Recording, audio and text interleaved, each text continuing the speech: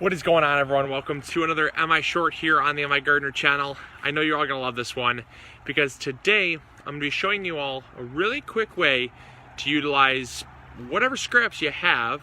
Seasonal scraps are usually most readily available, and use them to help feed your garden for the next year.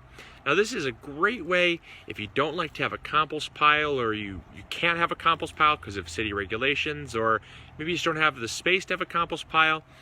What you need to do is you need to go, fall is a great time. You got pumpkins. You need to go and get a lot of matter. You can't do this with a small amount, or at least it doesn't work as great with a small amount. Get a bunch of pumpkins, right? After Halloween, everyone's throwing them out, or maybe you have some and you don't know what to do with them. Don't throw them out. It's perfectly good nutrients for your soil. Pumpkins are rich in nitrogen, phosphorus, and potassium, as well as organic matter that's going to break down and make your soil beautiful. So take all of your pumpkins, chop them up into big pieces, but don't worry about them. Just pieces in general. Dig a trench about 8-10 inches deep. Then fill that trench with your pumpkin scraps. This will work great. Leaf matter, food scraps in general, things that break down quickly, right? Don't do this with things that won't break down really quickly, because otherwise they'll be there in the spring, and you really don't want that, because then it gets to be a mess. So this is called trench composting, and it's a great method. It actually will break down within your garden. The worms will feed right there. They'll create worm castings right in your garden and create a beautiful, rich, organic fertilizer for your garden. You can't go wrong. It's a total win. And then what we're going to do, so we fill this up all the way with your pumpkin scraps or whatever food scraps you have, right? And then all you're going to do is you're just going to cover it up. Just cover it up. It's a little hard to do one-handed, but you're going to cover it up or do your best at covering it up there.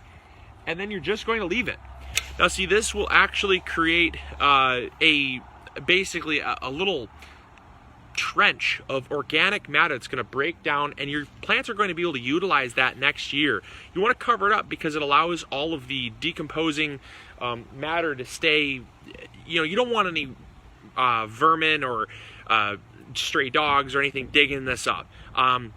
By burying it about 6 to 8 inches, it should keep most animals, even like raccoons and stuff, it should keep most curious pests out of the garden. It's one big concern a lot of people have. We've never had an issue with it, but it really works great, especially when, like I said, you can't have a compost pile, or maybe you just have so much that you really just don't know where to put it all.